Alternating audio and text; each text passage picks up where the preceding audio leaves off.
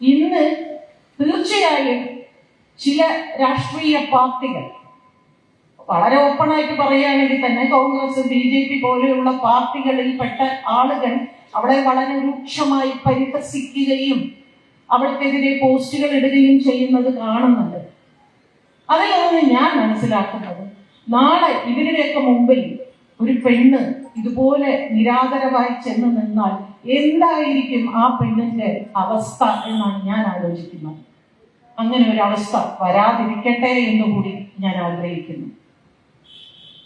അതുകൊണ്ട് എന്നെ സംബന്ധിച്ച് എന്താണ് സംഭവിക്കാൻ പോകുന്നത്? എന്നെ ഭീഷണിപ്പെടുത്തിയതുകൊണ്ട് കൊല്ലുമോ?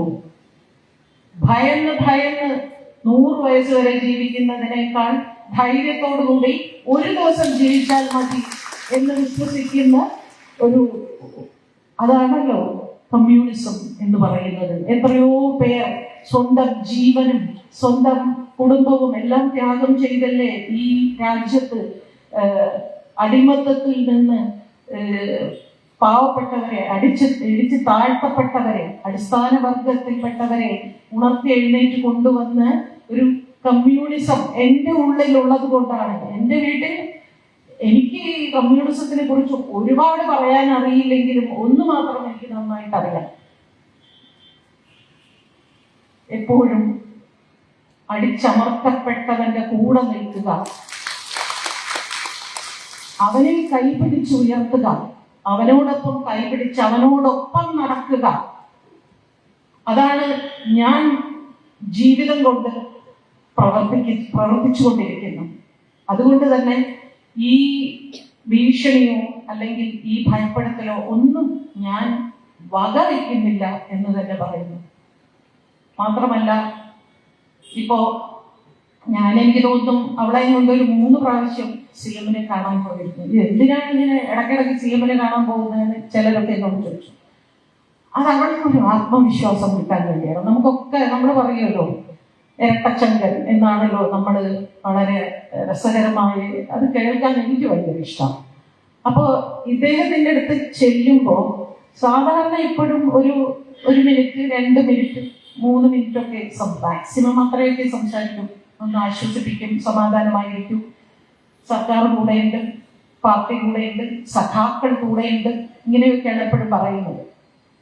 പക്ഷേ ഈ വിധി വന്നതിന് ശേഷം അവൾ കുറച്ച് മാനസികമായി തകർന്ന്, പ്രത്യേകിച്ച് ആ ഒരു വൃത്തികെട്ടവന്റെ ഒരു വീഡിയോയും കൂടെ വന്നപ്പോൾ അവൾ നന്നായിട്ട് തന്നെ അവളൊന്ന് തകർന്നു പോയി. അപ്പൊ എനിക്ക് തോന്നി ഈ സമയത്ത് അവളെ ഒന്ന് അദ്ദേഹത്തിന്റെ അടുത്ത് എത്തിക്കണം.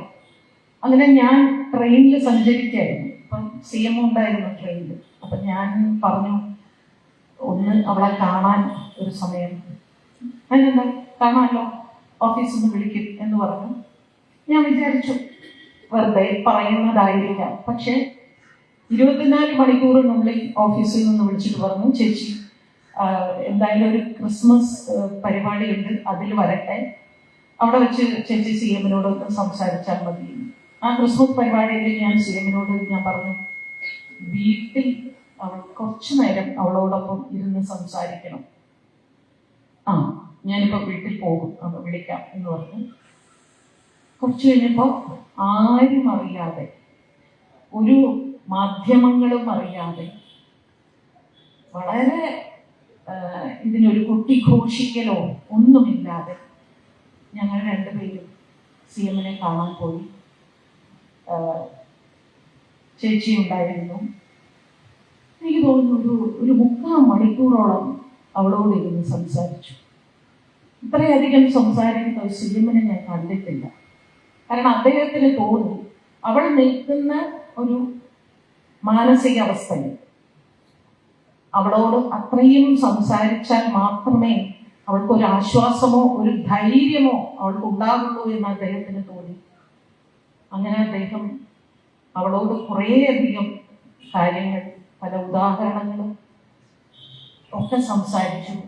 ഞങ്ങളൊക്കെ ഇല്ലേ, സഖാക്കളില്ലേ കൂടെ, ഇതിങ്ങനെ പറയുന്നുണ്ടായിരുന്നു. സഖാക്കളില്ലേ നിന്റെ കൂടെ, എന്തിനാണ് ഭയപ്പെടുന്നത്, എന്തിനാണ് തളരുന്നത്? നീ ഇന്ന് കേരളത്തിന്റെ മകളാണ്, നിന്നോടൊപ്പമാണ് ഇന്ന് മനസാക്ഷിയുള്ള ജനങ്ങൾ എന്ന് പറയുമ്പോൾ അവൾക്ക് കിട്ടുന്ന ഒരു ആത്മവിശ്വാസം, അവൾക്ക് കിട്ടുന്ന ഒരു സമാധാനം, അതാണ് ഞാൻ പറഞ്ഞത്. ഒരു അച്ഛന്റെ സ്ഥാനത്ത് നിന്നാണ് അദ്ദേഹം അത് അവളോട് പറയുന്നത്. ഞാൻ അവിടെ ഇരുന്ന് കണ്ണു നിറയുകയായിരുന്നു.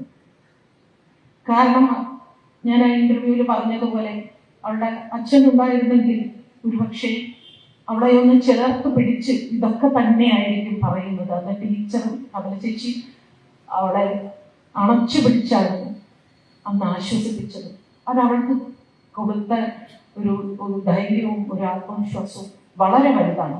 ഇന്ന് നമ്മളുടെ ഈ അവളോടൊപ്പം നിന്ന പരിപാടിയും ഞാൻ അവൾക്ക് ഇന്നലെ സ്ക്രീൻഷോട്ട് അയച്ചു കൊടുത്തു.